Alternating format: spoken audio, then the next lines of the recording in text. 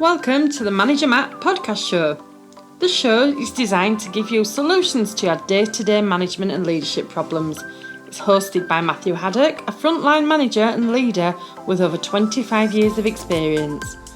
If you're ready, then let's get on with the show. Welcome to the Manager Matt podcast show. This week's show is about the dreaded constructive criticism. Does it work? Should it be used? And how best should react to people who want to give it to you? Without any more delay, let's get on with this week's show.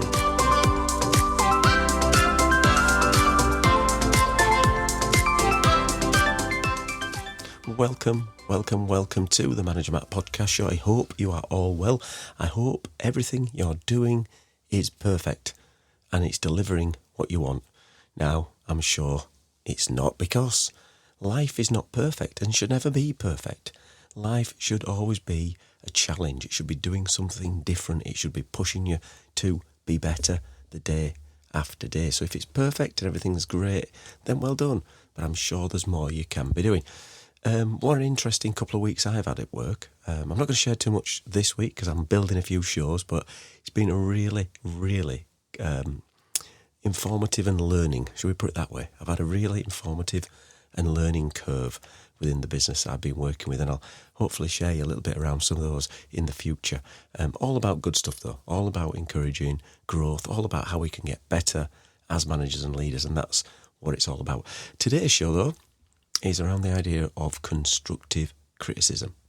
Now, I'm not going to be one of those ones that says you shouldn't be criticised, it's not a good idea to put people down. Oh, look, criticism is about, it's always going to be around people, it's going to be around processes, it's going to be around jobs. Look, I'm a sports fan. I'm sure many of you are. You go and watch a team play and they can be awful and dire, and you criticise the players, you criticise the referees, you're criticising the management of that team, the way that they're set up, the way that they play, the way it's not fair, although life isn't fair, as we all know. You criticise the government for what they're doing, your local councils and local authorities. There's a lot of criticism. So I'm not saying you don't criticise, because that would be nonsense. I think this is the idea of putting constructive in front of criticism almost like shields it from being anything but the criticism part, or it's hiding behind it. So, there's a couple of ways of thinking around this. If you are going to give criticism, then be honest and open and deliver it as that, as a criticism. Don't try and sugarcoat it. Don't use the word constructive. Just say, I'm going to criticise, or you just say what you mean. Some people will take it, some people won't. That's just fine. I had an incident the other week where I was out and we were listening to some music, and a person decided that he was going to tell me all about the music, how it was this, how it was that. I hadn't got a clue. I'm not a music buff. I don't know anything around levels or thick or thin or anything like that. It was just music. I was enjoying it. It was a family member who was performing. And I told this person a couple of times that, we haven't had any complaints, everything's fine, it's all good, just enjoy it. But he kept coming back and he kept using the word, just want to give you some constructive criticism. And he got to the point where I just asked this gentleman to remove himself from what he was saying and move back away from me, because I didn't want to hear those words put together, especially around a family member. You're going to criticise him and you think you're better, or you've got some advice for him, that's fine. Come over and talk to him after. If you're going to be constructive, and then use the word constructive, use the constructive feedback if you like. Give that person feedback if you are, or think you are, an expert. I got the feeling this person just wanted to complain and it wasn't the appropriate time. And that's the same at work. If you're going to give someone constructive feedback, that's great. This is feedback. Feedback should be constructive, both good and bad.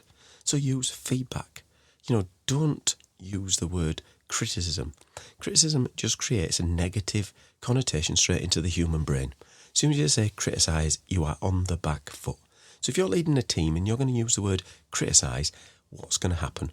The heckles go up, people will be defensive, they'll close ranks, they won't be listening to what you're saying. Even if you use the word constructive at the start, it's not. Use the word feedback. Can I give you some feedback? Can I help you with some feedback on that? I'm going to be constructive about what I saw, and I'm going to help you get better. As soon as you use the word constructive, that opens people's minds. As soon as you use the word criticism, you're closing people's minds. And as a manager, you want open minds around you. Yes, of course, you can criticise when things go wrong. If genuinely something's gone wrong and you've got an issue, then yeah, of course, use that. Use the word criticise. If it's a department that's failing, then you can criticise that department as long as you're doing it in a way that's driving an agenda of improvement. If you want to go and criticise a member of your team, though, you've got to be careful of that. Especially if you do it in an open environment, you're going to openly criticise your team. You do see it in sports. Sometimes the managers or the head coaches will come out and really go, oh, rubbish, how team was absolutely rubbish. They didn't do this, they didn't deliver this, they didn't do that. And sometimes I watch those people saying those things and I think to myself, realistically though, where does it stop? Well, it stops with you. You're the one who is accountable for what happens on that field, even though you're getting them out there. But you've got to prepare them physically. You've got to prepare them mentally. You've got to give them a game plan. And if you do see the game plan failing, you've got to intervene and change the game plan, either at half-time or when there's an opportunity and a break in the game. But to come out and criticise your own team, realistically, you need to look in the mirror yourself. And that's the same at business. You're going to give feedback, that's great. But if you're going to criticise, it's on you. You are the one who's at the top of the tree. You're leading. So if you're going to say that team's rubbish, then it's basically reflecting on you and you being rubbish and what you're doing. So it's a bit of a strange thing to do. But back to my point, I don't disagree with being criticised. I don't think it's a bad thing to have criticism, but don't put it with the word constructive criticism. If you're going to go with constructive, look at feedback, look at opportunities to improve, look at ways you can get that person better or the team better. Build a plan. Get the people around you and talk through what the issues are. Then you can build it forward. Then you can get better.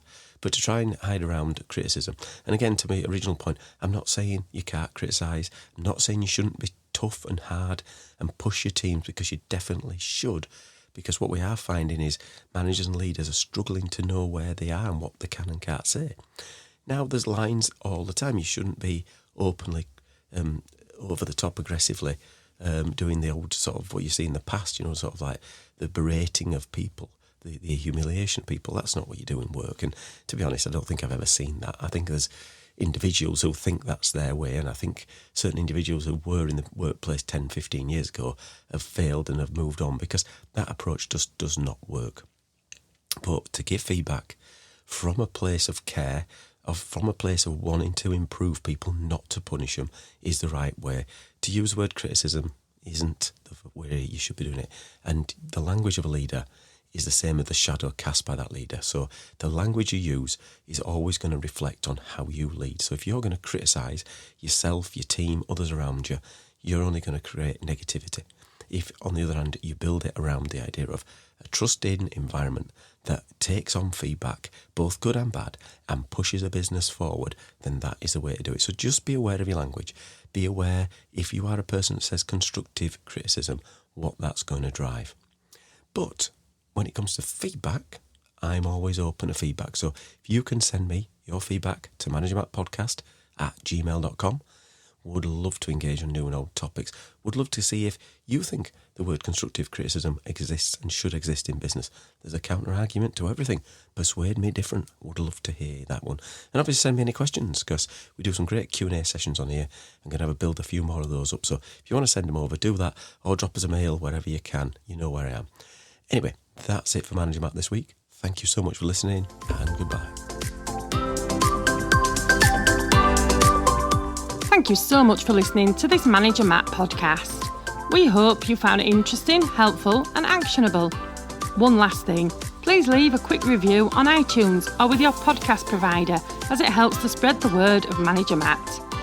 If you haven't already done so, please subscribe to the podcast, and if you did like anything in particular, send an email to managermattpodcast@gmail.com or visit managermatt.co.uk for more content.